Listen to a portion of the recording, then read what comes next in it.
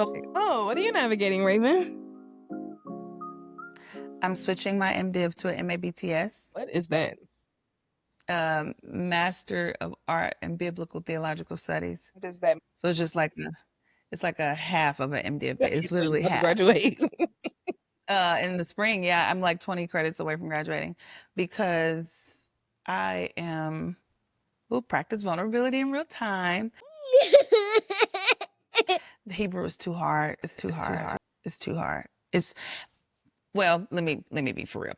It's too hard to take it in an accelerated manner because it's an 8-week course, and then I do Hebrew 2 in another 8 weeks, and then we go back to school in the fall. But this not it. You don't take Hebrew in Excel. Even all the girls. So I talked to some classmates in my cohort about some random stuff, and then she was like, "So what are you taking Hebrew this summer?" She was like, "Oh my God, I could have never. You're so cool, you know what?" And I was like, "Okay, wait, is this a?" And she was like, "Yeah, no, they call it." Well, I don't want to say it because this will be public, but S word Hebrew, like the Hebrew that will harm you, that will kill you. Oh. Yeah, and obviously it's hyperbolic language, but I know that word is eerie. But yeah, they call it that because Hebrew because it's hieroglyphics. I wish I could turn my thing. It's hieroglyphics, like and like how in Greek. So in Greek, I'm not saying I'm like some expert in Greek, but I can fluently pretty read it and like comprehend it a little bit. Biblical Greek, ancient Greek, not present day, but it's in the Latin family, so it's like A, alpha, beta, B. Like we have a lot of mnemonic similarities or whatever that you can use to learn it and pick up on it quick. Girl, Hebrew literally is hach, chach, lach, lach. I'm not, and it's like we don't even talk like that. We don't have similar sounds, nothing. So all that to say, that's a ramble. But I'm gonna do MABTS. But what I think I'm gonna do, I can't transfer credits, like all the credits I have because I have so many. But I can transfer a degree. So if I do get it, I was saying I'm gonna go to Howard, and he's talking about, why don't you go to Harvard? First of all, I know. I get the sentiment of what he's saying. I get the heart of what he's saying. Anyway, so the point is, I'm gonna go get an MDiv from a bigger school, who's just, but I'm gonna have the MABTS and I'm gonna just finish it out somewhere. So that way I'll be able to use all of my, rather than trying to transfer credits because they won't work like that. Does that make sense? Yeah, so you're just gonna rack up another master's. Yeah. Okay. Yeah. Because I'm basically out of financial aid. They pay for most of it. I've been having to like do like a little bit here and there of financial aid, but most of it has been paid for. But and I was like, I'm done. So, because I was thinking about if they would just pay for it all, and then I'll stick around. But honestly, it's too much. It's too much. I'm out. If you didn't switch, when would you graduate? 27, Oh my spring 27. God. How long was this program? 4 years. Because I always tell people it's like JD, it's like an empty girl. 3 years. Especially because if I'm being honest, I got what I need. No, but I'm not kidding. I know how to read the New Testament in Greek. I know, like I'm ready to write another book about scriptural stuff. I'm all right. I didn't even do that. I didn't do no Greek, no Hebrew, no nothing. And I don't know if that's because I chose a different track, maybe. I don't know, but I didn't do that. I think if you did MTS, which it sounds like Master of Theology, Yeah, yes. sounds like that's what you're about to switch to. I Yep. think you had to do that because they set you up to be a PhD in that. One. Yes. And That's literally what they say. yeah, and if I knew now what I know, I probably would have did MTS. But Yeah. but good for you. Thank you. I feel so much freer. Like now it feels like, now that I can see an end of a tunnel, I'm about to move again. I'm gonna move like because I'm tired of being here. So I only came back for this. So I feel like I'm getting in control of my life again. So Congratulations. And 4 years is a very long time for a master. And full time? yeah, I'm in full time. Yeah. And I had to be because of the scholarship. But yeah, girl, it's not that deep. And again, I got it. I'm not even playing. I'm not even kidding. I took foundations of apologetics. I have a real good grasp of apologetics now in a way that I didn't. Like, I got all the book suggestions. I got all the people I want to start reading. Like, I got it. I just needed. I needed a foundation. I didn't know, low key. So anyway, but yeah. So that's what's up with me. Yeah. Wait, let me ask you though. Wait, so okay, so you just have you been enjoying, like, are y'all like, I see you're on a couch, so clearly I Look got out. somewhere to sit. Y'all got somewhere to sit. That's cute. It, Frederica has somewhere to lay her head. I got you. She has a bed. We're sleeping on an air mattress. Which is fine. Period. The bed is gonna hopefully be here in another week, or hopefully not a week or two, because we already been here. It was supposed to be 3 to 4 weeks. So another week we're gonna be on an air mattress. We got a bed frame. We just waiting on the mattress to get here, and we do have a couch. So Nice. yeah, That's so fun.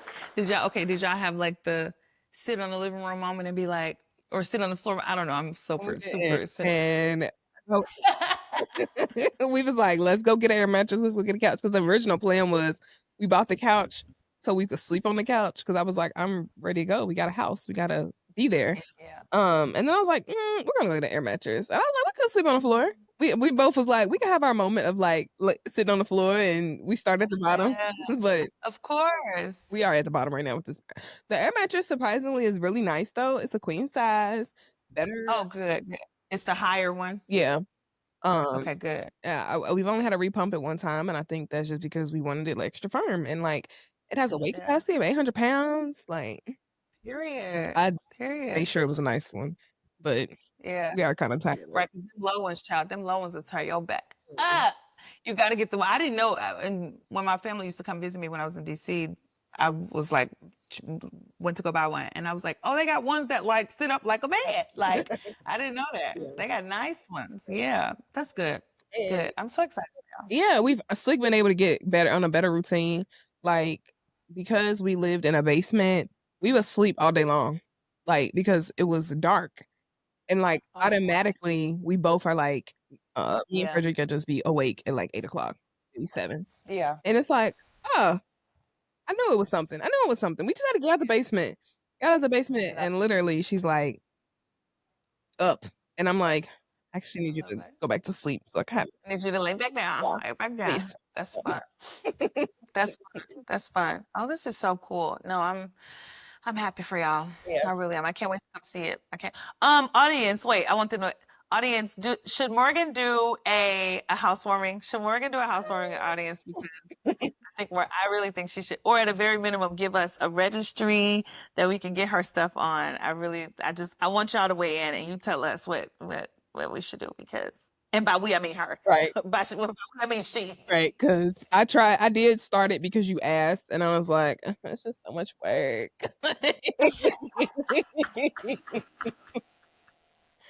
But we have one fork. Exactly. Exactly. From my old apartment. Like, I don't know where the full set went, but we have knives, we have pots, we have pans, but we have plasticware, and because you use the forks the most, now we only have spoons and knives. So we still only have one. Let's get our girl a good IKEA cart going, please, or something. Let's get our girl a good something. But no, you're actually in a home now, so Yep. you might finna, because all that, like that little bit now that you're in a home, I don't know. It may come with another level. This girl may need stainless silverware now. That little $1 pickup fork here in there. Listen, Home Goods has been my friend. Home Goods. And there's this place called, I don't know, it's called CR Deals, letter C, letter R.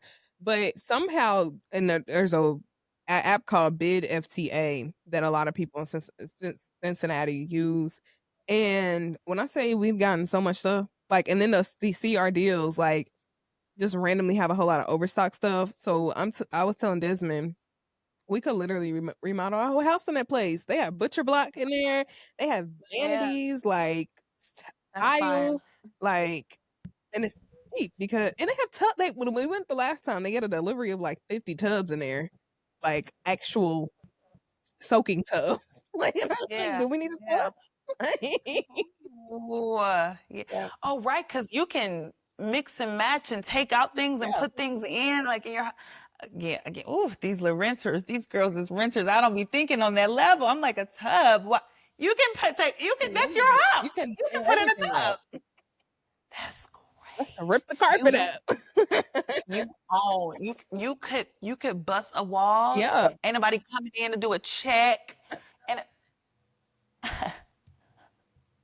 every day, no. I say that because every day I'm not playing. I be like let's say I'm rushing out or something, or or I did something trifling in my, like I'm like, oh, Ray, you should pick that up, whatever.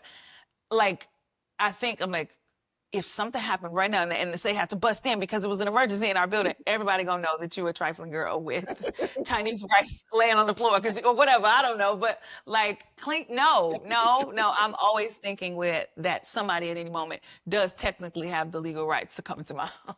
That's crazy. Yeah. For real, I I think like that all the time. Yeah. But it It's like keeps me Big Brother. accountable. Yeah. Yeah. I think that was kinda also, like, a part of my stress of, like, living with people was that Yeah. I don't want y'all to know, like, if I clean up on a Sunday, right, and y'all come in on Friday and it's not clean, I No, I know. wasn't prepared for guests, like, Mm-hmm. Mm-hmm. don't come down Mm-hmm. here. Do not come down Don't here come down here. Don't. except for open Like I space almost want to Sunday. sign. D&D. Like D&D, please, D&D.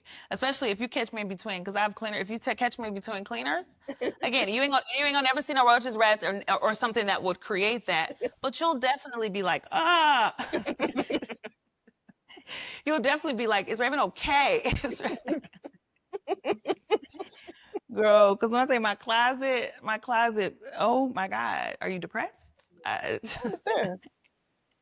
I can't. Anyway, um, ma'am, it's so much happening. So This much. was, there's so much happening. Personal lives, world things, and I haven't been on social media, so it's been Good for glimpses you. of things that I've seen. For you. But on a personal level, we have slacked on recording because me moving, and May was like I went to San Diego, I went home to Louisville for graduation, ran right back to Louisville for Frederica's birthday. Moved. Um, I think that was it. Like all in the month of May. Like Mhm, it was crazy. And mhm. your girl's tired. And this weekend, my doula client is due. So we'll we're hoping that she has a quick labor. Yeah. Her first labor was like 24 hours, so we don't want that this time. That is not her prayer. Mhm, So, mhm. she wants a quick labor. I want a quick labor for her because who wants to Yeah. be in labor for 24 hours again? And after she gives birth, we're gonna pray that I can get some rest. That's all. But yeah, we haven't been able to record because it's been all over the place. What's been going on in your life? No, we get it. We get it. We're not mad. We're not mad. Maybe y'all are, but we have an ample amount of episodes that are always readily available. Just been So ready no, to we work. get it, but also I think because I'm the deep girl, we can pull a good ethic from that or principle from that. Mhm. And it is that our ethic is such that we take care of things, like we prioritize what's important and we don't try and overextend ourselves. We don't try to for the purposes of external pleasure. You know what I mean? Like we know that we have responsibility to our podcast and whatnot. And also when life is lifing and when things are in session, we have to maneuver our priorities. And I think that's just a good lesson in general. And I think that's a good politic that we are actively building here. Like, because we personally try and live by that, but I think in real time you're seeing that, and so I'm okay with that. That's why even when you was like, "I'm sorry," I'm like, "I promise, it's okay. It really is because, girl, you buying a house, girl. What bought? Ha buying. Ha. I'm You back. bought, moved in, sitting on the couch in a house." And so, yeah, anyway, but if you take nothing from that audience, take that the ethic is rest and responsibilities, Hmm. right? And prioritization of rest within the responsibilities. And also like tiering, Tiering responsibilities. Yeah, And right now, or the house was the responsibility. Our family is settling into a home. Like chef's kiss in my book. it has been a lot. And graduation season was I only went to one graduation, I think, but I was determined to go. Yeah. My nephew graduated high school. Fire. Shout out, nephew. Yeah. Congratulations. Best of luck in the world. Yeah. Favorite age. Yeah. I was thinking lots about graduation season too, because I'm like, yeah, this was telling kids not to go to college is a lie of the devil or a lie Oh, I'm of a big the rich yeah. people. Because Mhm. I seen a post that was like, this girl was like, no, every rich person sends their kids to school and they trade degrees or specifically masters MBAs, masters in business administration, like Pokemon cards. Like if you don't have an MBA, they're That's not so talking true. to you. That's And that's this idea of you don't need college isn't for everybody. And I say that because my nephew said college ain't for me. College is literally for everybody. And if you want to be successful, quote unquote, yeah, in this world that we live in. yeah, And they say that college is not for everybody because they want to continue to create classes, I think. So, yeah. Or keep classes because they're yeah. created, but Right, you right, keep right, them. right. Mhm, Yeah. mhm. And then No, you're so right. The rich people send their kids to like honestly, like we can have the conversation, let's have it, but also we it literally is it could stop. If we gave no more words to it, we could say all rich people send their kids to college. yeah, period. And they want your kids to work for them. That's it, that's all. That's why they say college isn't for everybody. Not college isn't Or for my kids. College is right, for everybody. right. Right, right. Ooh, that's good. College and for everybody. Like, right, stay out, peasant. Right. That's what that's giving. Or furthermore, if they talk all this stuff, Harvard's endowment, it's like literally, I think it's like 2 billion or something like that. They have a $2 billion, and I think two is again, this is a loose number. I could be way off, but I know it's in the billions. Mhm. And the reason why they've been willing to publicly Mhm. go against the Trump administration right now is They can because afford their it. alum, yes, right, they can afford it, but they can afford it because they're alum Mhm. college grads who Right. also have children who they sent to school. Because most people that go to Harvard are legacy people. What I'm saying is they give money to it. If it was this sham that everybody publicly keeps talking trash about and saying that it's not worth it and all this other stuff, why rich people keep giving to them? Right. Why do rich people keep giving money to these sham institutions that's teaching our kids to be dumb and female and gay and all the whatever words they put in? Like rich, but all the rich people and y'all, and by y'all's metric, y'all worship rich people, but y'all love rich people so much and they the smartest by y'all's metric, whatever. Well, the smartest people are giving all the money to the Yeah. schools. I don't, And Harvard can do that because they literally have alumni who they've taught yes, Harvard yes, Law School to go against yes. the Trump administration. Her go, yep. I think that's yeah. No, it's a lie. It's a lie. It's a lie, black boy. College is for everybody, and black people, you should be going to college, Yeah. and don't let the rich people lie to you. That's my point. Yep. Pick your degree Yeah, wisely, of course. But if of course, of course. I was to And do it but that's again, another conversation. That's a different conversation, yeah. though. Pick a smart degree. Well, because I'm gonna say this real quick. Actually, undergrad is supposed to be a time of self exploration Right. and wander and wonder. So she was basically saying you shouldn't have to get an engineering degree in undergrad. Actually, you should be able to do art studies or African American history as an undergrad, and then in your grad school Yeah. you go and get the specialization so that you can go and be the professional in the world. People say to pick your degree wisely because, like, well, it's your fault that you're an art history major, but those are the people that are well rounded and Mhm. that relatively, I'm not saying don't abuse people, but like relatively have more of an evolved thought to be able to make the best engineer. Because if you've just been coding for 17 years straight, you don't have no human to human contact. You don't understand anything about the human nature because you've just been a math in the math books all day or in the math world. You know what I mean? Yeah, I think definitely still think to pick your major wisely. And when I say that, I'm saying like kind of what you just said. Yes, I do think so. What I was gonna say was if I had to do it all over again, probably with one of my masters, I would come out with something that tangibly I came out with could go get a certificate in, or Yeah. like I'm guaranteed quote unquote a job like with an MBA Yeah. or something like Yeah. that, like something that was not philosophy Yeah. realm because the Hmm. philosophy things did make me a well-rounded person. But if I was to take that and apply that to a practical degree or a practical certificate or a license or something, I would have the full scope and understanding of all the things. So that's what I mean when I say pick your majors wisely, because I don't think, like, I do think you should be able to have a time in college, because like even you was talking about like college is a moment of like figuring stuff out, like the 20s, and Yep. it's the one place where you can, it's a city within a city, and it's the one place Yep. you can Yep. experience like the first step of like making friends and when you know nobody Yep. in Yep. theory, um and making connections and networking and stuff like that, so It's a buffer time. yeah, Yeah. yeah.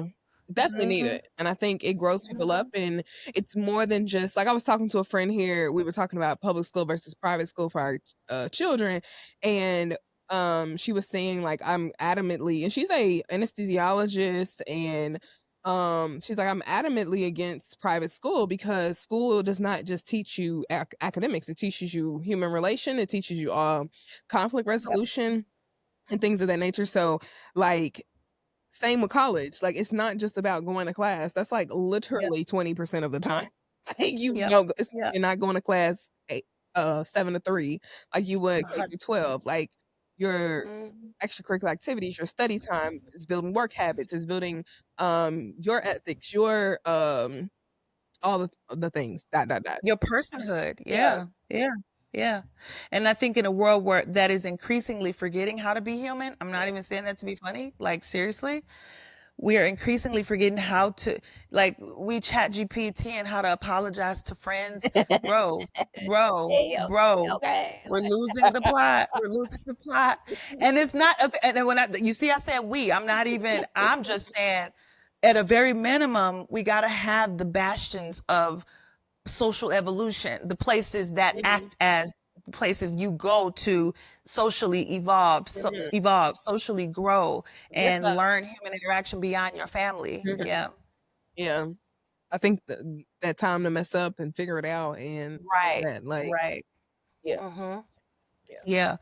I heard Jonathan sorry, Jonathan Haidt, who wrote The Anxious Generation. I'm freaking obsessed with that book. So good if you need to But anyway, he talked about he was like, oh no, this is actually Scott Galloway, which also does a lot of work with like kids and development. But anyway, he said he was like the thing that's missing the most with this generation is kids can't mess up. There are no mess up phases and places because everything in all of our institutions have been designed to mitigate harm, make more ease, so mitigate difficulty, Mhm. so much so that we are stripping the most fundamental thing from people that we need to grow, and to gain confidence and resilience. Yeah. Like you can't have a world where there are no mess ups or where you have all the access to all the answers. That can't be, because then where does the pursuit come from? When a human stops pursuing, what even is life then? What is the whole purpose of our existence? So that's what I mean when I say, like, in a world that's increasingly trying to make us not human, Mhm. transhumanism. Baby, you better go to school and read about how some artists back in 1703 sat on the grass for 30 hours and just whatever. Like, cause what that does is like, it fires off those things in your brain that move beyond just, rigidity, you know?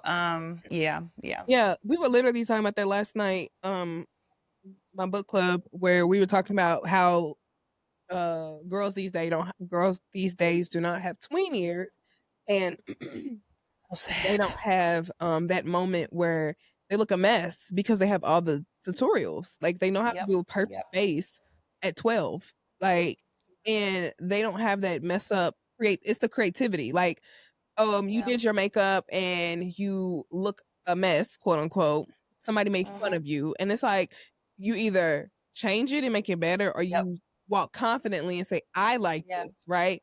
But everybody's yeah. walking around looking the same and they don't have that moment where they're figuring out what they like and what they don't like. Yeah. Dang, that's so true. You so right, because everybody had that bad eyebrow phase. Like, why? But and you're right. What has happened is, so it's taken away the gradient. It's either perfection or nothing. Right. And then so then everybody's like, oh, why are suicide rates? Oh, I'm trying not to say the word, sorry. But why are, self-harm rates and suicide rates going up Yeah. and all that? Because we've taken away gradient. And so now kids don't feel incentivized to do anything because it's either I'm perfect or I'm a failure. Right. And that is in looks, that's in money and success, that is in ability to go on trips and look the coolest and be the coolest amongst your friend group.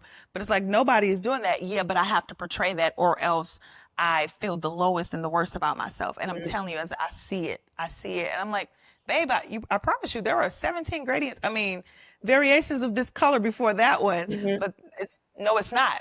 No, it's not. Cause look, I see it. And it's like, oh my gosh, it's really scary. It's Yeah. how do you, we don't know a world where humans don't know how to human together. For real. And that's literally what happened. That's what's happening. We don't know how to human together no more. Yeah. I've been thinking a lot about this too. It's like this, I probably talked about it on here before. It's like this idea of like you saying, we don't know how to human together. Like we don't know how to mess up and forgive and, figure the steps out. Is Yeah. going to ChatGPT and like we don't know how to like be vulnerable enough anymore to be like, yeah, I hurt your feelings, I'm sorry, and we can still be friends. I was watching this show called Overcompensating, and it's about college, and it's about two friends who become friends. One's in the closet and he's gay and a football player and he's overcompensating, and the other girl is navigating her life and she ends up sleeping with the boy's sister's boyfriend, and um the girl is still her friend despite knowing that she slept with her boyfriend. And the girl, she's a freshman, like our first year.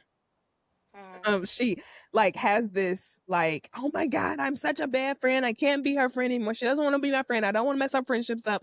And the girl basically is like, you did it, I know my boyfriend was trash, like, and I think they're gonna probably still be friends next season. But that, I think that was a great example of being able to messing up to like the degree and Yeah. still being in community with somebody. Like, And still being right there. yeah. Yeah. And so my thought to that is because I used to kind of poo poo I used, sorry, back up, finish thoughts, Raven. My thought to that is they genuinely don't feel emotionally adept enough to be able to withstand that sort of a riff in a relationship. Right. Like, and so what I was about to say a second ago was I used to, because even as a younger millennial, we don't come from that generation all the way. We don't understand the weight of how much this anxiety, social or otherwise, Mhm. cripples them to the degree that they really feel like if there is a rift between a friendship, they're not just, it's not, I guess what I'm getting at is adults try and say that it's like a laziness thing. It's not laziness. They don't feel like they have the tools to be able to withstand whatever emotional weight and baggage will come with losing a friend because of that, or having to navigate a friendship conflict because of that. They crumble. They genuinely feel like I can't, it will overwhelm me and I'm going to not be able to function as a Right. result of this interperson conflict. Yes, literally. So I just Yeah, go yeah. crawl in a rock and not be friends with anybody. Yes, Like, yes. And the other part to that, if you get a little biological, is we don't need other people because I get stimulated all day long. I would rather, and I can speak to this, it'd be moments where I'm like, I just kind of would rather be on my couch scrolling. It's like, but why? That's so boring. It's nothing. Because my brain is stimulated, although it's not doing anything for my human stuff, like the social aspects of what we need as humans. But that little dopamine spike, I'm getting all of that 10 times over every 5 seconds. So they genuinely have an outlet to be like, no, never mind. So if it don't work, okay, fine, whatever. Because I feel good all the time alone. but then people create communities online and they don't have Yep. to interact with people. Yep. Oh my gosh, we was kind of talking about this at work. We were watching Forever for Work on Netflix, and my boss was saying that blocking is so disrespectful. And I was saying that I can be a mechanism for protection for for people who block. But I do Mm-hmm. also think that it is um it's weaponized because Oh, we're always absolutely. on our phone. I can control what's on my phone. Like, so it's easy for me to create the community online, and that's why like there's a discourse on even on TikTok where it's like we can have differing opinions and still be mutuals because Yep. the moment somebody has a differing opinion from you on TikTok and y'all have like a discourse about something and y'all on opposite sides, people automatically block each other and things like that. So it's like we don't know how to be in community with people. It's easier to be in community with people. Easier to be in community with people online Yeah. because you can create boundaries. Yeah. Can't nobody fight me through a text message. Yep. Sticks Yep. and stones, like all that type of stuff. Like I can block you, like all that type of stuff. But if you're in my face, now I have to deal with all the feelings for real. I can't be like a real bully. I can't put on this facade that my feelings aren't hurt, Yep. and all that. So, um, Transhuman. Do you see what that's? And I appreciate you. That's why I'm only repeating it because I'm like, dang, I hadn't even thought about it through that aspect. I've been throwing around the term transhuman for a few weeks now, but I hadn't thought about it.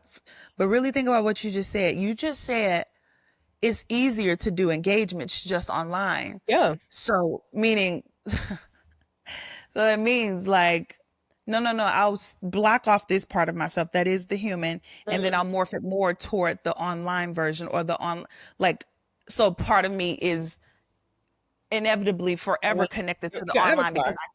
I can't. Oh, Because I was even thinking about like I yeah. was about to download Sims, and I'm trying to check and see if Frederick is awake. Okay. And I was like looking at like I'm like, why do people? I literally typed into TikTok, why do people play Sims? How do you play Sims? And it's an alternative universe, or however to say it. Yeah. Alternative, Alternate. Yeah. yeah. Alternate. And I'm like, you can literally become somebody else, and it automatically made me think like, who would I be? And I in a, on a Sims game, and I'm like, I could be the most freest version of myself, and it's like, or you could live in a place of authenticity where you can be the freest version of yourself here. Um, and I'm like, no, I'm okay. I'm just down with the game, and I'll just be an avatar. Like, yeah, Yep. Yep.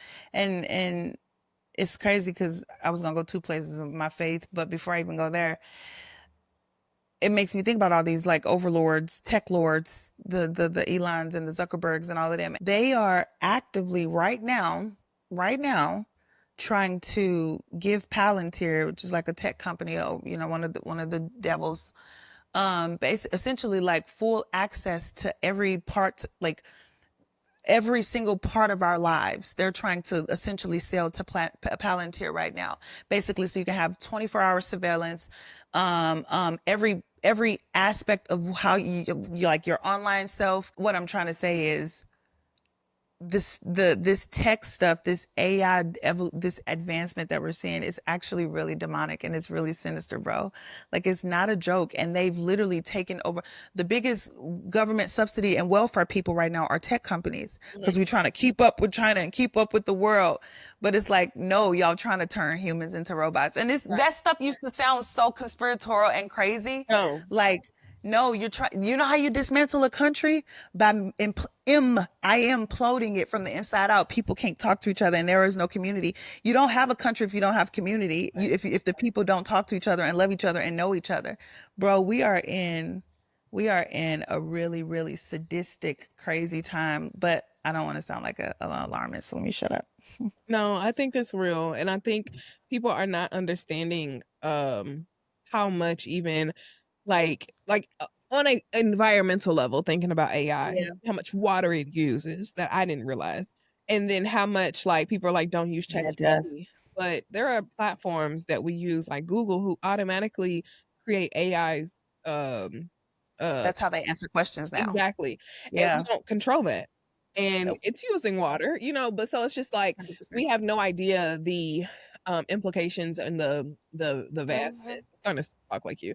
The vastness of like, how big this is going to Yeah. be, and like things like iRobot and those. I don't remember what movie it was where the Teslas just stopped, like just started running into things. Like those Oh, aren't. that was that Netflix movie. I forget when the world Yeah, behind or with leaving the world that behind. that Yeah. fine black man, which one of them, like like those Right. things are hints to what is to come. Like, yeah. 100%. And that's not a conspiracy. Like, Not. I mean, even though we don't even have to get those caveats no more, but I used to, because I used to be like, oh, well, let's rule in facts. Let's rule in. Girl, what? But yeah. But circling it all the way back to what you said, or actually, no, because I'll always find a way to bring in faith. It's crazy. So I've been reading Genesis. I mean, I feel like I say this all the time, but I'm reading it over and over and over again because I really want to write on it. And anyway, yesterday I read 3 again, and I was thinking about the tree, the whole ate from the tree of God. Like, again, whether or not you believe it literally or not, because I know that'll be a debate with people, and that's fine. Whatever. The principle and the like, it's an allegory. It's a principle. It's representative of something. Humans were not designed to have it all. Right. Humans were not designed to know it all. Oh, what kind of God would want you lesser than him? And what kind of God would want you underneath him? It wasn't out of meanness. It was out of, you're not designed, Puka Butt, to be able to withhold or withstand and hold all of the weight of what it is to know good and evil. People like take that as like he's not dictatorial. We're proving that we can't, you can't be me. When I say me, meaning God, like we can't, this little flesh wasn't capable of it. So whether or not you believe in the tree and the apple and all of that, it's that story it provides a framework for how flawed we are and how much, if we get an inkling of power, will become, that taste will never be able to be satiated. And all we want to do is just keep wanting more and more and more. And now we're seeing it because they're trying to turn literal human beings and make you, like you said, into avatars.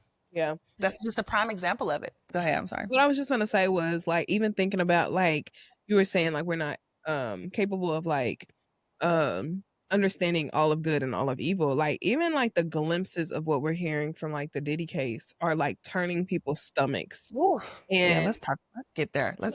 Yeah.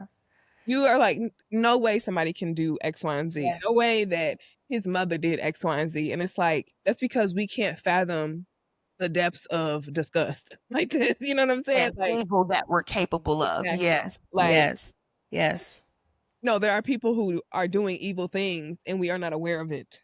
And we cannot, and our brains are like, I can't process this. Like, I can't process Cannot. it. Yes. No. Thank you. Yeah, let's pivot there actually, because that's true. And I just want to sit there actually for a second. Can you hear it? Okay. You see what I'm saying? He keep going back and forth playing it. I'm gonna leave this in too. Y'all, it's a man. I think this misogynist man. If you want to leave, baby, go ahead and walk out the door. One thing that you got, you know that? One monkey don't stop. No. Yeah. Yeah, but it's toxic and it's problematic. He says, so one monkey don't stop no show. He's talking about women. But anyway, yeah, we can't comprehend the depths of Diddy's evil, right? So that's why even you see all the men, and we're not gonna rehash all that, but all the men that's coming out for all the abusers is because, yeah, in part it's because they see it in themselves and stuff, but it's also because like, no, man, ain't no way. Yeah, yes way, baby. Yes way. Yeah. Probably his mama abused him. Like, yes way. And but it's probably coming out of like, ain't no way this is happening because you can't fathom this being done to you, or this like causing it's being so because I do believe that something happened with the parties that his mom used to throw and all the stuff to this little boy. Absolutely. Caused him to be this person that we are seeing today. And it's like, no way. Mama would never. Your mother would never. Exactly. And but also Maya Angelou, nothing human can be foreign to me. She would, if given the right circumstances, your mama would have too. Like I don't, we are all capable of what Diddy is capable of too. Ooh, I know people don't like that. But see, it's crazy because like, that's what I'm saying. I can graduate now. I don't need them no more because they've helped me, because that's why I'm a Christian, guys. For me, that's another reason I've been stuck in Genesis. For me, nobody just me, has given a good enough answer for why we are how we are and what we are, and the answer to it and the solution to it, if you will. But the framework that scripture gives makes me know that I'm just as disgusting as Diddy. in Right.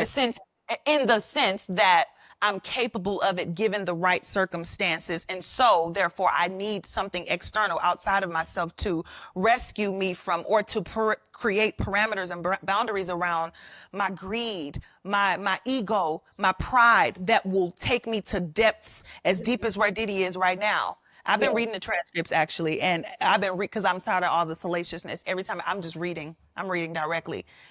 The love of money. Hmm. It's funny because I think Timothy, I think that's scripture. The love of money, or another one. What's another one? It's gonna be harder for a rich man to get into heaven than for a camel to go through a needle's eye. God is just so mean. He's just so no.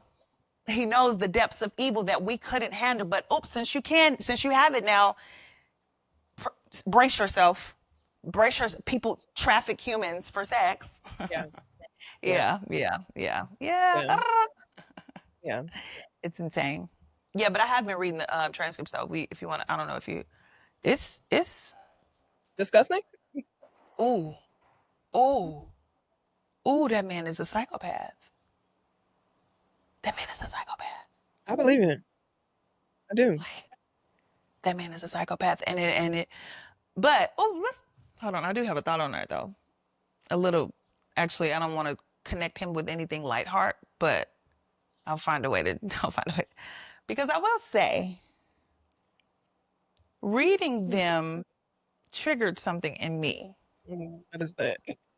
Just I don't know if I'm a. Well, let's try it. I'll just try it, and if it don't work, then I'll edit it out. Okay, one of the girls in it, she just mentioned all sort of horrible things that happened, but Mhm. she genuinely also was saying, but no, I love him, like I love him, and I want it, because they kept saying like why, and I don't even think they were saying why to be malicious. I'm learning about abuse through you. That's really, if I'm being honest, sorry, I'm doing this in real time. I'm learning about abuse so much more than I had ever understood for real. Mhm. And so reading the transcripts, I really have been starting to think like I've put up with stuff for Right. money. Like in Mhm. in a relationship with the power dynamics, Right. like, so that's what I meant. Like I was triggered. I'm not playing. I'm not playing, Morgan. I'm not playing. I'm not playing. You be like, and she, because I wish I had it up, because they was asking her like, what they was like, did you consent? And she was like, I think I'm still figuring that out. And I registered with that so much, Yeah. because, and they weren't talking about sex, and that it was something that happened. I forgot, but it was something like sinister. And she was like, I don't know. And I believe her. I Yeah. believe her. That's why abuse is about power. Like, Yes. Yes. Oh, you did say, no, I'm not kidding. And because I'm a therapist, I'm not, oh, I wish I could. I'm gonna find a way to try and keep this in, but okay, because, I'll go give ahead, you go one ahead. because the Okay. question is also like Miss Shirley, Yes. bringing it to a situation that's kind of tangible. The little girl don't have no understanding autonomy of whatever she's doing, but her mother is trying to survive capitalism as by any means. Yes. Capitalism is the power structure, the abusive power. Somebody is trying to survive capitalism, and so you're doing all Yes. the things. So the question is, oh, for example, we take Miss Shirley out and we put Yeah. her mother uh, deciding to strip or whatever, and it's like, did I consent to strip? Yeah, I'm 18, I'm 25, I'm 30, and I decided to be a stripper. Did you under a Did you? capitalistic power structure, or did capitalism tell you you have to make a certain amount of money and you figured out this is how I'm gonna make the money and I'm gonna survive it? So the question again is, did you consent? I don't know if I consented or not. I feel like that Yeah. was my only option, and that could easily be translated or yeah, translated over to any Oh, you're right. situation Yes. with somebody who is dealing with somebody who holds their, say for example, if that person was Diddy's intern, he holds the power of my job in my hand. So yeah, I'm gonna go run down the street and get a cheesecake on a reality TV show, like, and that it's gonna become a meme for the rest of history, right? Like, yeah, I consented to that. I wanted the internship. I wanted the job. But did you actually have the power to say no? Because the power was in Diddy's hands for your future. I never understood. I understood the power dynamic in it, but not that articulately. I kid you not. And I'm talking about as a therapist right now to this day. And I think that's what I was about to say.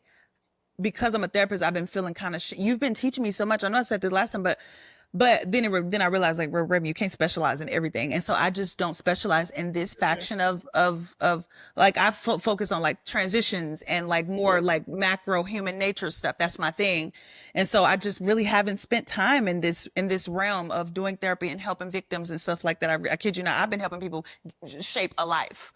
Does that make sense? Right. But and I'm only mentioning that because I've been feeling a little like, dang, how did not? I'm actively feel like I'm learning this. Like, Mhm. because I didn't get how power. I just used to hear people say it, and I think I kind of like loosely got it. That makes so much sense because I'll give an analogy because that's things be easier for me. What I just heard you say is you're in a room with the monster out, but out there it's a big gorilla, and well, just be brave, run out, just run out because this. But it's like, wait, what? I can't get bravery, but and so you like in this. If I, but if I, but if I, and you Exactly. and then and what we're doing, the people who saying like, did you consider, like, it's like, yeah, I did run out because I was gonna get hit, but this was out I didn't know. I just Talking kind of about made that a more. choice. I just kind of made a choice.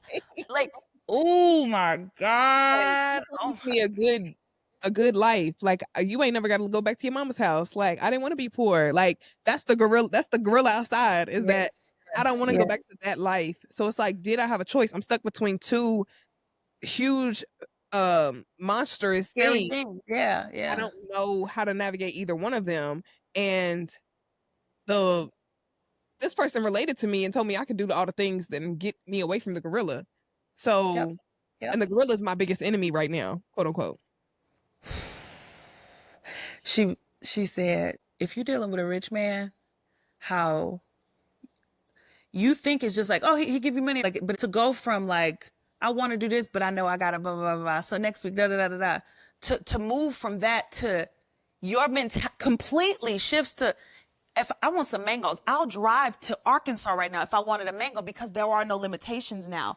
And Right. so what I mean is like, even that, you now have moved your mind. It's and that sound pretentious or arrogant. You've adopted a whole different mentality and you live a whole different, you literally submerge yourself in a world, and then it becomes you. It's not just like a, let's make a choice. It's not a choice. Wait, this is my whole life now. This is Mhm. my whole life. And to just not like, so if all of that just stops abruptly, is so many intricate details that will now be completely discombobulated. And I guess, so final thought here, is that impossible to navigate? No, but you can sure as hell see why that wouldn't just be the immediate, or be an immediate choice to make, or why when somebody say, what did you consent, you'd be like, yeah, because it's like the gorilla and the monster. And It then the really thing is, when what you would heard when you were talking about the different all the different like factors that play into it, the average, if we know math, average means Yeah, one yeah, person can take 20 times and the other person can right. take two times. The average Mm-hmm. amount of times that it takes someone to leave a abusive relationship is 7 times. Like they've tried 7 times, like average. Yeah, yeah, So, and that's without them being killed or harmed even more, right? yes, So yeah, that's because you're figuring out how do I navigate the gorilla and the monster monster. inside the house. Mm-hmm. And so that's why literal like domestic violence and sexual assault advocates and agencies are actively have to do safety planning with Yeah. experience abuse because Mm-hmm. they're trying to get them out as safely as possible. But that's because this person has my money. And it's not just about money, right? But that could be a factor. This person has my kids. Yep. This person Yep. has I've signed over my life in whatever way, Yep. Yep. and they have the power, and I don't have anything. Like we was watching. I'm not laughing at Tina Turner. We was watching Oh the yeah. movie. The movie. I literally like cannot stomach the movie no more. Like I'm like Wow. I don't think I've that seen it. scene where he's R wording her and with the around the aquarium. I'm like, why is this being shown? Period. Like that is so disgusting. And it's not even real. That wasn't even part of her real life. from my records, that was from my understanding, that was not even a part of her actual story. But That's she crazy. got so fed up, and when she left, I don't want nothing because I'm Yeah. certain she's taking the moment to get out of the situation, like taking those times, like trying to figure it out. I don't want nothing. I just want my Yeah. name and left Yes. with nothing. But Yes. everybody don't have the name to start over, Mm-hmm. or the resource. So resource name equals resources, and everybody don't have the Yeah. resources to start over Yep. on a fresh slate to just be able to say he can have it all. So that's why Cassie didn't leave. That's why the people didn't quit. Like that's why like abuse is so hard to pinpoint and prove and all of this Yes. because Or prove when it started and stopped and stuff. Yeah. yes, Yeah. Yeah. because Mm-hmm. it's Mm-hmm. gradual, Yes. it's slow moving, like all this The stuff. slow chipping away at your Right. power, Exactly. your power, and replacing it with theirs. And Yes. so now when you're thinking about leaving or thinking about exhaustion and fed upness, you now have to weigh out so many variables rather than just I don't want to feel bad no more. It Mhm. ain't that simple no more. And also you're asking for, and this is the side of therapy or psychology that I am well versed in. You're asking for everybody to be wired the same. There are different, Mhm. like I'm way more outgoing and courageous than my sister is. I don't mean courageous in a negative mean.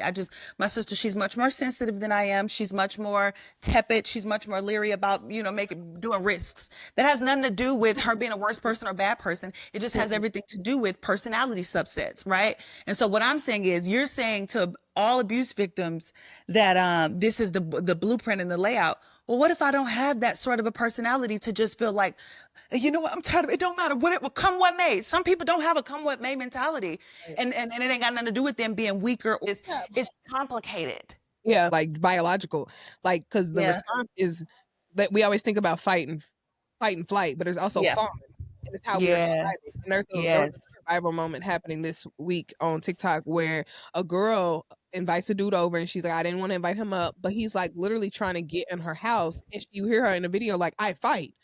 Like that's her survival mechanism, Yeah. and it's like Yeah. no one of fight, freeze, or fawn is a and when I say fawn, I mean like pass out. Like Yeah. Yeah. it's Yeah. Yeah. no Yeah.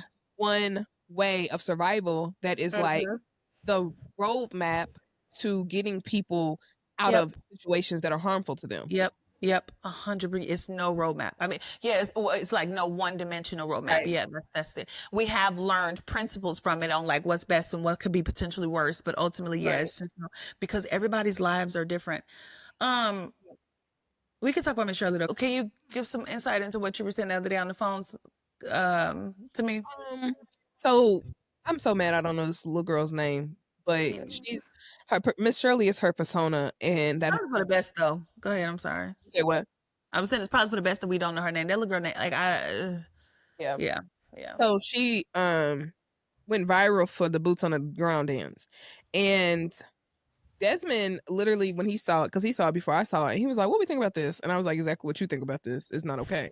Like, no, because I follow all the kind of people that already talk about people exploiting their children on social media just for um there is content that to the untrained eye is Mm, sexual that we don't know about because we are not thinking like that because our mind is not tapped into that kind of evil. So mhm. like there's Yep. people who Yep. um there's content like there even I found out there's even content like when you're like when people are doing content where it's like maybe slime and they're like or the content where they're trying to make something and it takes 5 minutes to get to them to get to the end. That's Yeah. fetishization content, Yeah. Yeah. and I didn't know Wow. that. To the naked Yeah. eye, you just Yeah. like, can you get to the point? But Right. it's Right. like I think almost like edging, and it's like Wow. we're Yeah. edging it on. So I'm sorry, I just went on a tangent. Oh, I was You're following all the good. people who are like, y'all are putting y'all's baby on TikTok eating a hot dog, and oh nothing, she just eating a hot dog. Then why is there 15,000 saves on Mm, this video? because somebody else is saving this to probably get off to this little girl or little boy eating a hot dog. Yeah, so I didn't know about Miss Shirley until Desmond told me about her. So she went viral for doing the boots on the ground dance. And at first I was like, she not even doing the dance that good, because the only part I think she was doing good was the twerk part. And I think that was the problem to me. But she went on Jennifer Hudson, and then like most viral sensations, you go on a TV show, and then that I still don't think was the problem. The problem was that her mother was doing meet and greets in inappropriate places for children. And I rumored she also had a OnlyFans as well. And OnlyFans is not for a child. Like, of course, you can subscribe to whatever kind of content, but we know what kind of content is on OnlyFans. And no, that's not okay. So it's just another example of fetishization content, or fetishizing, exploiting a child.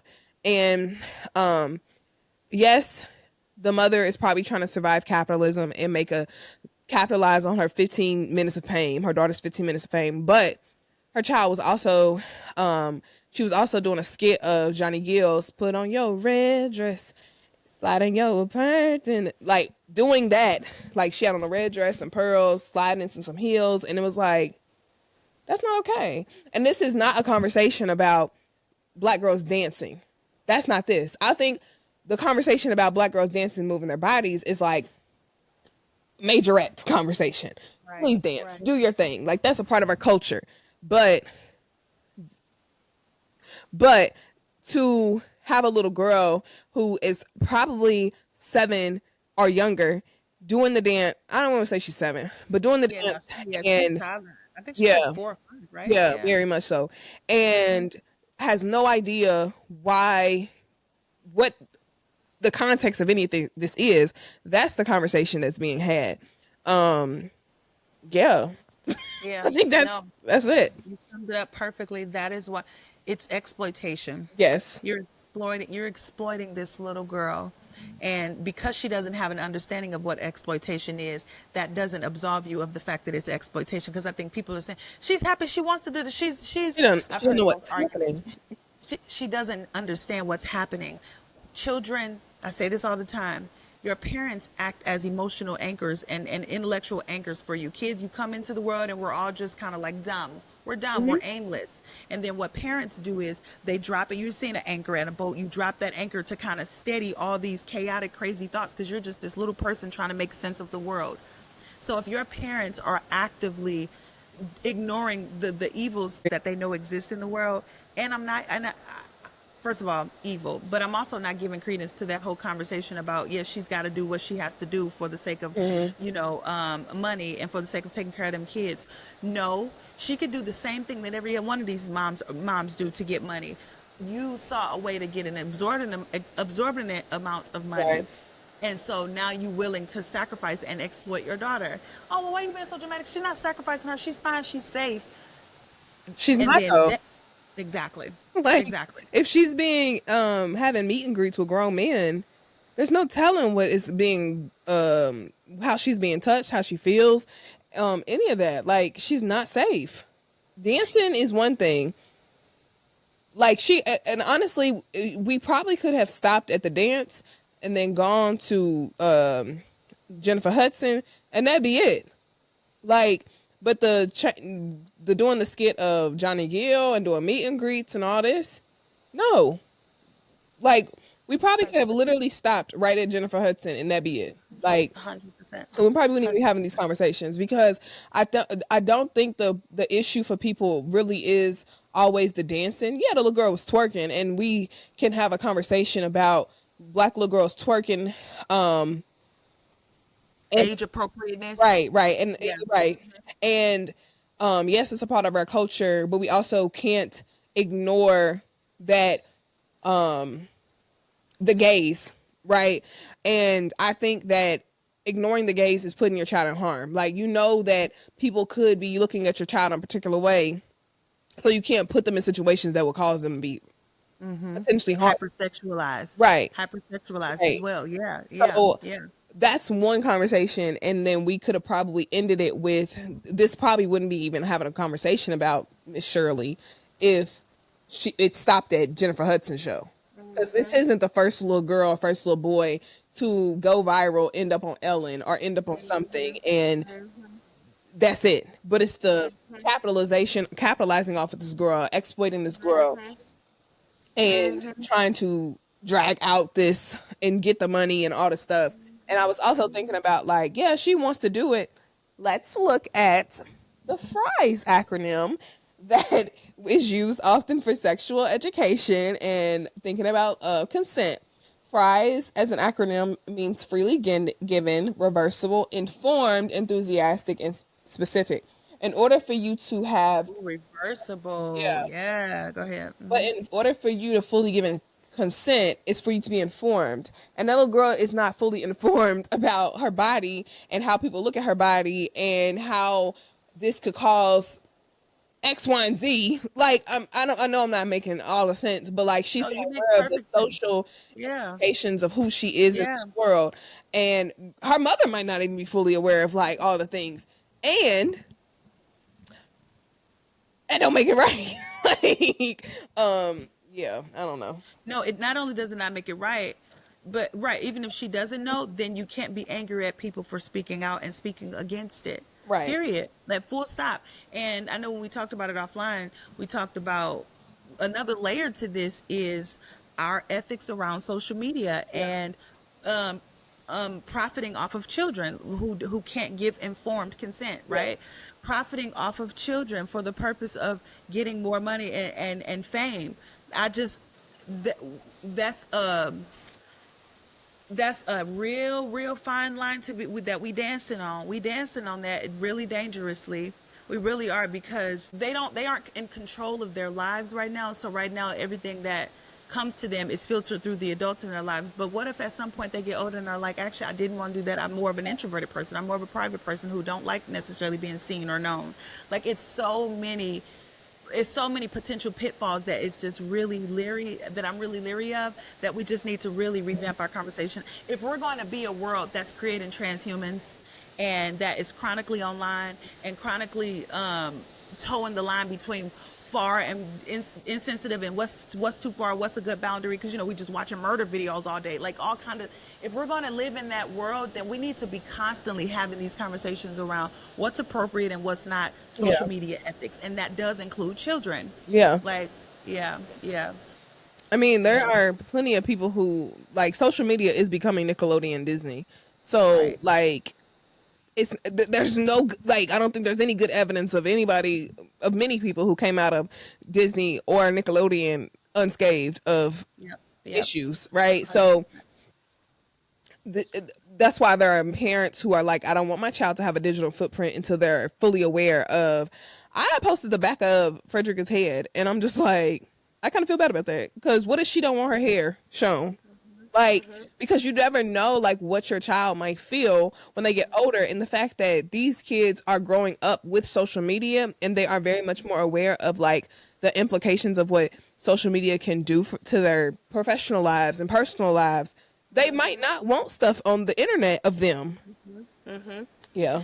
That man, this really does get into deep, like a philosophical conversation around what does consent look like in the age of social media for children. Yeah. Because technically you do belong to your parents, but also that you are your own autonomous being at the same time, and you gotta, for the whole world to get access to you and the way you look, and that, like, what, man, the levels of pressure. And the reason I still err on the side of don't do it, like posting kids and stuff, is because we can't in one breath talk about the suicide rates skyrocketing amongst kids, self-harm rates skyrocketing, depression, anxiety rates skyrocketing, and we know that it's like, literally, if you look at the graph of like when it got so bad for young girls, young people, but especially young girls, if you look at it, literally is like a hockey stick. It literally was like, boom, boom, boom, like it was at the impetus of Social media. Yeah, yes, like it ain't even like one of those, well, the data is obscure. No, it's clear. Like, it's so obvious. It's Like, women's yes. You can't not see it. You can't not see it. like, what? Yeah. one thing I was gonna say was like, if even if the mother of the little girl is not aware of Miss Shirley, who's maybe not aware of the social implications or the backlash that could happen of a little girl dancing in a particular way. I think this is the importance of calling in instead of calling out. And I learned that a good amount from my boss. Even with how she talks, she does use the word calling in. Like, we need to call her in, because that is community. That is us. So if we think about the nuance with the man who called child support services on her, child support, child protective, child protective services on her. Like, if we think about that, like, we can have the conversation of, well, we should have called her in instead of calling her out, or even turning her over to the authorities, literally, because child, because that's a whole nother conversation, because we don't just turn men over to the authorities. Yeah. And but what keeps coming to me, you're so right, and what keeps coming to mind for me underneath all of this, this is me calling her in. You're right. This is me us publicly doing that. What comes to mind for me is values. Where does your values, first of all, where do they lie? And then also, where do they come from? And we need to have a serious conversation about, because one could ask, well, why people would ask why, because everything in this conversation could be so subjective. Well, you care about what abusers think. I don't care about that. As long as I keep her safe, I don't care that people gaze at her or something through that lens, because we shouldn't police ourselves based off of what other people do, say, or think. And as much as I disagree with that, as much as I agree with that in the sense that, yeah, because if we were consistently policing ourselves for the sake of abusers, then we would literally never leave the house. And I've heard that argument with that. So I respect that. But the reason why it doesn't apply here, I want to be very clear in our language here. It don't apply because this is exploitive. Because like Morgan said with the fries, she's uninformed of this. And on top of that, we do have to have we keep saying we're going to have it, but we need to do it one day. The conversation around hypersexualization of little girls, particularly black girls, too soon access to things that are developmentally not appropriate for what a young person can handle. And that has nothing to do with taking away sexual autonomy or liberation from women, and has everything to do with really taking a healthy assessment of, are you developmentally capable of handling the weight and responsibilities of what comes the weight and responsibility of what comes with being hypersexualized in this way and being outwardly sexual in this way. It comes with a lot of other stuff beyond just fun and whimsicalness, right? It's so much more to be sexual and sexually active and all of that. So this critique is not trying to police more than it is trying to protect, because we understand sex and the dangers of it and how it needs to be done. How it's just nuances behind it. Yeah, I think so. I think that's the conversation around like age appropriate sex education. Age appropriate sex education for a 4 or 5-year-old is knowing their body parts, not what you would think of like STI and no one knows. That's not age appropriate sexualization. Did you know that the average age of when a child is exposed to pornography is 5 years old? No, I was told that by a friend last night, because she was talking about how she's super like conscious about like little kids going to like hang out with their big cousins, because that's pretty much how we get exposed to some things, because we are around kids who are older than us. And I was like, 5? Like 5? Yeah, that's not okay. Like, and so that's an example of like inappropriate for developmental age. Like, exactly. We do live in a world where you can access pornography, and 5 years old is not the age where they developmentally even understand what that is. And wait, can I say something to that really quick? Because so we know obviously that she hasn't put this girl in pornography or exposed her sexually in that way. So it's because I just be wanting to speak to the people that try and be, smart Alex. But the principle that we're pulling from this is the age appropriate sex education. Right. And so although this isn't necessarily specific to sex, one, we don't know the fetishizations, like you said, that people have in their minds about her, and so you want to protect her from them. And then two, we're also speaking about how age appropriateness in the context of, should a little girl be publicly corralled like this for consumption of people? Is that age appropriate? No. No, it's not. Yeah. It's not. And that's what we're referencing. So again, the principle we're pulling out here is age appropriateness. Right. And we're using the sexualization conversation around it because we recognize that there are evils and evil people and disgusting people who have fetishizations that are more than likely taking advantage of this mom's ignorance or this mom's willful lack of care. I'm trying to use my words carefully, like I just wanted to bring that connection. Yeah.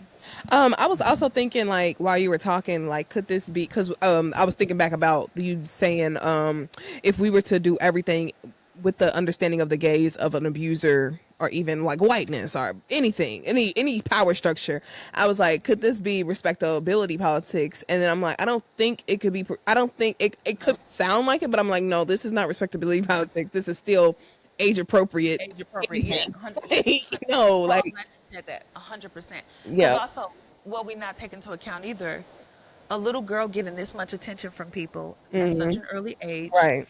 and how much that creates addiction. We can't even handle. Like if I post a picture on Instagram and it don't get likes, I get nervous. I'll be like, is it ugly? Should I take it down? Should I do that? Like we all go through that song and dance. You're doing that to a 4-year-old. You're introducing her to external validation so quickly. Right. How much does that warp our minds? We already live a life trying to tamp down the ego in adulthood. So the ego is just so all-consuming. You're introducing this child to that level of scrutiny, that level of, oh, let me perform. Am I making y'all smile? Am I making y'all laugh? Is this one funny? Was this one funny? Instead of just being, before she's prepubescent. She's not even in puberty. Like, that's why it's, that along with everything else we just said is why it's not age appropriate. So no, this has nothing to do with respectability. This has everything to do with psychology. Literally. Right. She's too young. Fine, even if we took out sex, she's too little. Take her home into the playground. Stop playing with me. Like, yeah. And I think even like it's not even just Miss Shirley. I could insert all the other little girls or all the other little boys who are on social media and like probably being hit with that dopamine or being or not understanding like their talents are great. And then it's like, if this one comment out of 100 that says you suck, like they can't handle that. Like, so it's more than just Miss Shirley's. This conversation, insert any child that you see on social media that has a humongous following. Social media, meaning YouTube, especially YouTube, and even these family channels. But yeah. No, I go back to the hockey stick. It didn't. I'm trying to insert the image. It didn't skyrocket like that for nothing. Yeah. You made these girls, these young people's lives on full display. We've created a world where perform for us. And then right now I'm talking about hyperbolically. Look good and perform for us. You look bad, you're a loser. Is it that people are saying that outright? Their peers in many parts are, but no, but it's the pressure of constantly seeing one's self reflected, whether you seeing your actual self or seeing somebody else who perhaps looks better than you, is doing better than you. The level of anxiety and stress that is, rather than just living, rather than just playing and getting the freedom to mess up and screw up and whatever without so much pressure behind it. Everything you do being judged. And we starting that from little kids. Man, God bless these babies. God bless these babies. So yeah, no, it's forget all the ambiguity. The WOTA pod just solved it. It ain't right. Speak for all the black women. I'm just playing. It ain't right. It's me with it. Y'all arguments are not right. I'm done. I've decided. Yeah. So I was actually thinking, like, if we were to do a book suggestion, what book would we use to call in somebody? And the book that's coming to mind is Race, Women, and Class. I make sure I did it right because I definitely said the wrong. I said patriarchy is for everybody on the last. But you fixed it. Oh girl, I got this thing. I was like, patriarchy is everybody. What? You Girl. fixed it though. You fixed it though. Yeah. Girl. Angela Davis. I think it is race women in class.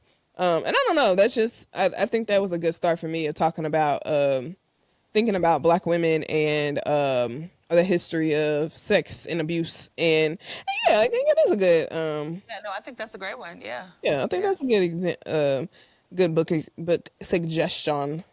Okay. No, let's go with that one for yours because Yes. I'm a novice in this space, this abuse, and Yeah. so yeah. No, I think that's a great one. And just kidding, it's called Women Racing Class by Angela Davis. Okay. Good. Good. Good. Yeah. Yeah. No, so that'll be the one this week. I haven't read it, so I'd be interested in reading it too. Yeah. And now that I'm no longer in a summer class, Oh yay! Come on, freedom. baby, when I say I'm gonna go sit at that pool, give me a little. I bought a book yesterday. I can't think of the name of it, but basically it's like why our morality actually does come from Christianity. The morality that like we try and move away from Christianity, but actually our morality actually comes from Christianity. Do you read Again, fiction? huh? Do you read fiction? That's literally why I started my book club because I'm like, girl, read something that's fake, please.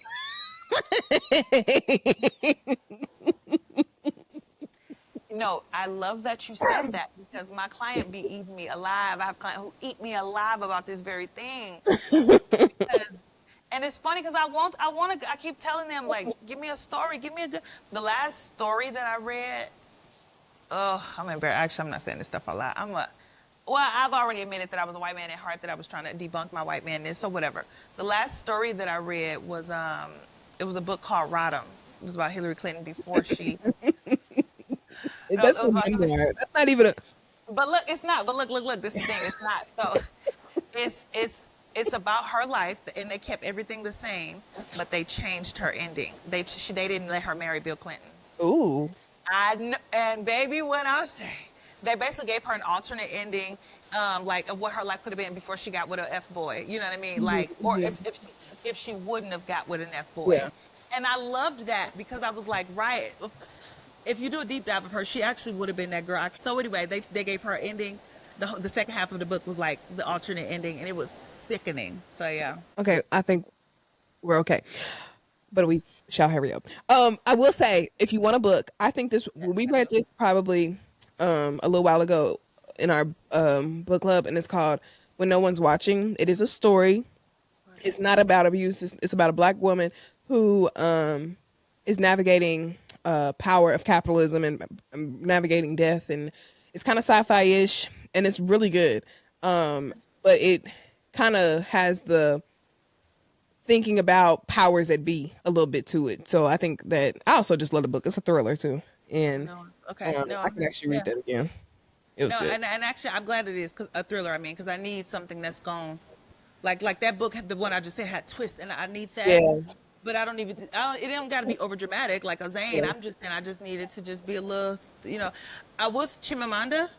I don't know how the masses feel about her, but Chimamanda Ngozi Adichie, the girl who did Americana, the woman who and the Beyonce.